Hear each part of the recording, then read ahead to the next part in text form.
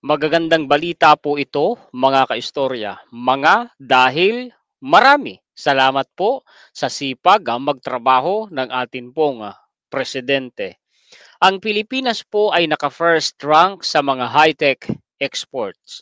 Una po yan, mga kaistorya. At nakapagbayad pa ng utang ang Pilipinas ngayong taon, nung nakaraang buwan ng Agosto, mga kaistorya, dahil din yan sa sipag po at galing ng ating pong presidente, BBM. At ito pa, 28 Japanese companies nag-aagawan ngayon sa Pilipinas. Aba, pagkaganda ng mga balita, ano ho. Yan po ang pag-uusapan natin ngayon. Paki-share po at paki-like para po naman malaman ng ating mga kababayan ang magagandang balita na ito. Ang sabi diyan, Philippines rank first in high-tech export. Yan po mga kaistorya, mainstream po yan. Basahin natin yung online news article po nila. Philippines ranks first in high-tech export. September 18 po ang balita na ito ngayong taon. Basahin natin. The Philippines rank first in the world in terms of high-tech exports as a share of total trade and fourth in high-tech imports. These are key indicators of the Philippines' integration into global value chains according to the 2025 Global Innovation Index. Huwag na nating paliwanag pa dahil intindido naman. Ano?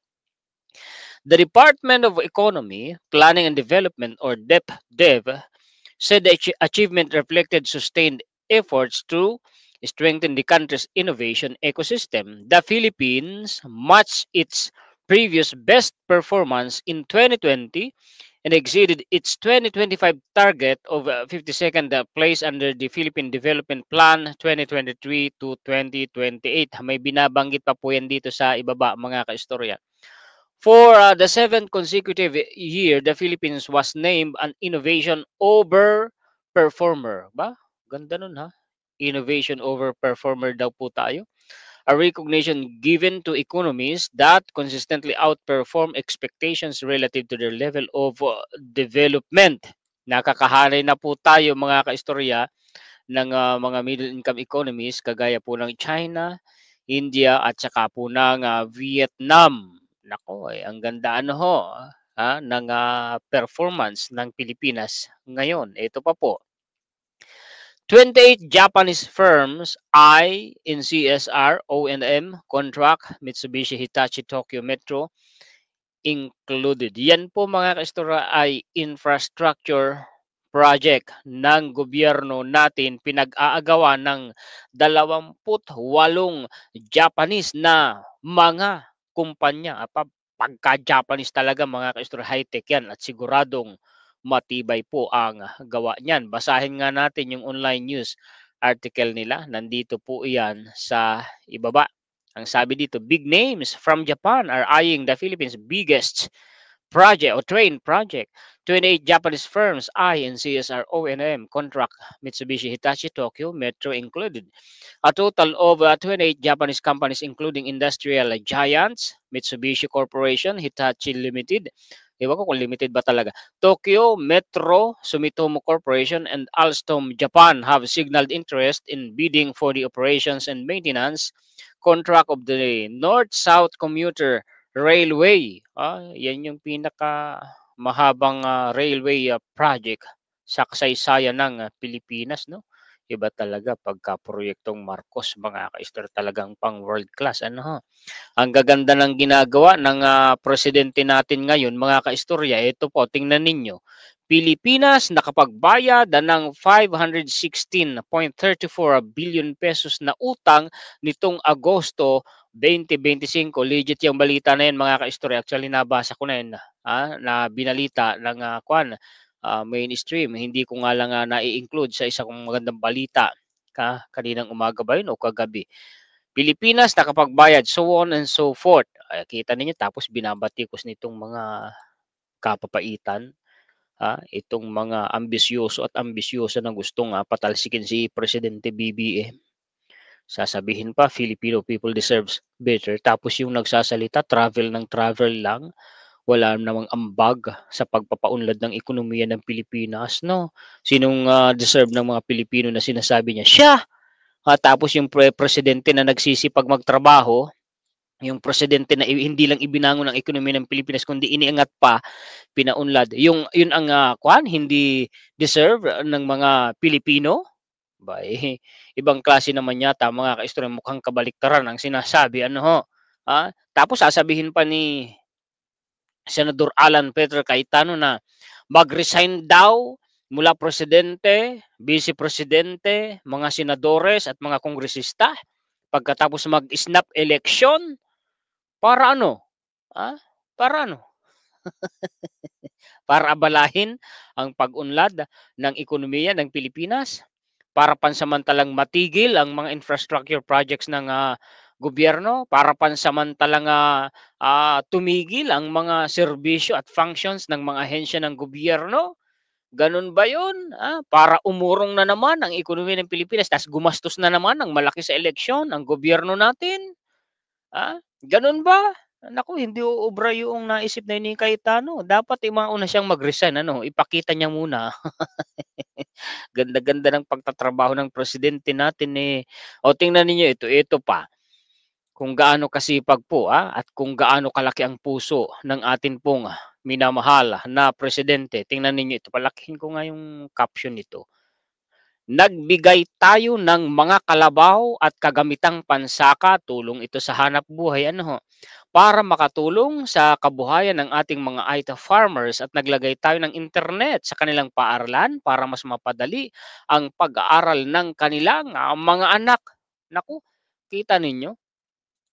Yan, pati po ang mga minorities ano ho, na mga Aita ano ho, ang ating mga kababayang mga katutubong, Pilipino ano ho, ay pinag-uukulan ng pagmamahal ng ating presidente, BBM. Ay tuwang-tuwa na naman yung mga kababayan natin na mga Aita, oh. Alam niyo ang mga Aita ngayon mga kaistorya mulat na din, eh, sa pag-unlad, eh. Sumasabay sila sa pag-unlad ng, mundo ano ho. Sumasabay na sila sa pagbabago ng panahon, mga Aita, mga edukado na ngayon, eh. O tingnan ninyo, si Presidente BBM lang po mga kaistorya ang nakagawa ng ganyan. 'Di po ba? Ay salamat na lamang po sa ating minamahal na presidente. Ito pa, cash and financial support. Para saan? Ito 'yan, eh. The President personally turned over 50 million pesos for the province of, Cebu. 20 million pesos each for the cities of Bogo, Sugod, San Remigio, at 10 million pesos po for other hard hit towns gaya ng Bantayan, Daan Bantayan, Madre de Dios, Santa Fe, Medellin, Tabugon, Tabuelan, Bourbon. This means LGUs immediately have funds to repair markets, roads, water systems, and evacuation centers sa mga communities can rebuild faster. Plus DBM's LGSF may 150 million pesos for the province of Cebu, may 75 million pesos each for the San Remigio, Bogo City, and Medellin, at saka po 50 million pesos for the municipality of Bourbon. Ganon. Galing, no? Laking pera yun, Bangon Sugbo, government relief and recovery efforts. Ito pa, magaganda ito mga kaistro, mga good news po ito. Hatid ni PBBM ang tuloy-tuloy na tulong para sa mga Aita communities. Yung kanina, ano ho, gaano ba karami yung natulungan yan? Suporta sa kabuhayan at kinabukasan ng Aita communities kasamang DSWD at Pampanga LGU, nagpaabot si PBBM ng suporta sa Aita community sa PORAC bilang pagkilala sa kanilang mahalagang papel sa bagong Pilipinas. Kabuhayan at sakahan, 127 Aita families ang nakatanggap ng mga kalabaw. Kagamitang pansaka, dami nun, 127 families. Isang barangay na yan kung tutuusin. Ano ho?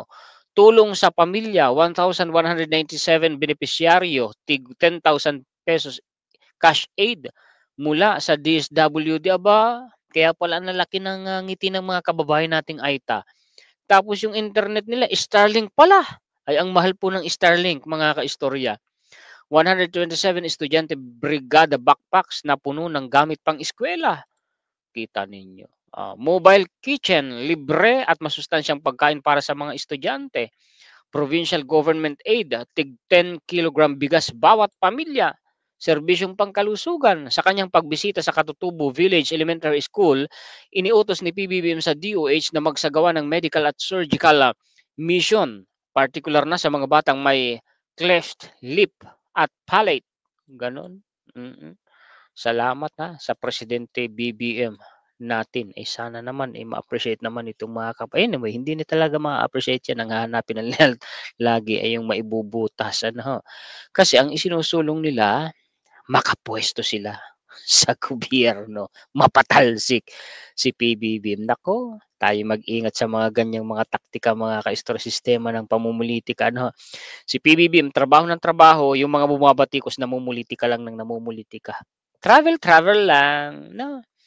Travel dito, travel doon, pagdating ng sahod, sisweldo, sarap ng buhay. Yan po ang mga balita, impormasyon, komentaryo, kuro-kuro, kritisismo, opinyon na maibabahagi ko sa inyo ngayon. Paki-share po at paki-like.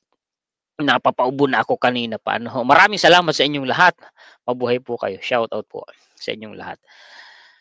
Nagpapasalamat tayo higit kanino man sa atin pong Panginoon. Muli ako po si Juan Historiador, ang tagakwento ng totoong istorya ng kasaysayan na nagmamalasakit sa kapwa ko Pilipino at nagmamahal sa bayang ito, ang bansang Pilipinas. Uubo na ako. Wait lang, tapusin ko muna.